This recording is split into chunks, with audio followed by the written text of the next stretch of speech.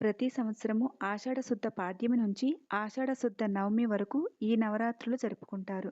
అంటే ఈ సంవత్సరము జూలై నెలలో 6వ తేదీ శనివారం రోజున ఈ నవరాత్రులు ప్రారంభమయ్యి 15వ తేదీ సోమవారం వరకు ఈ నవరాత్రులు ఉంటాయి.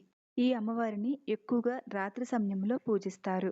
వారాహి అమ్మవారిని సాక్షాత్తు భూదేవిగా చెప్పుకుంటారు. పూర్వము హిరణ్యాక్షుడు అనే అసురుడు భూదేవిని నీటిలోకి తీసుకుని వెళ్ళినప్పుడు శ్రీ మహావిష్ణువు వరాహ రూపాన్ని దాల్చి హిరణ్యాక్షుడిని సంహరించి నీటిలో మునిగిపోతున్న భూదేవిని బయటకు తీసి రక్షిస్తాడు.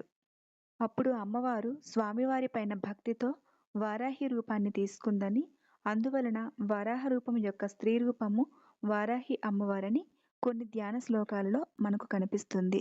అందుకని వారాహి అమ్మవారు అంటే ఎవరో కాదని సాక్షాత్తు మనకు సర్వ సంపదలను అందించే శ్రీ మహాలక్ష్మి అని అంటారు.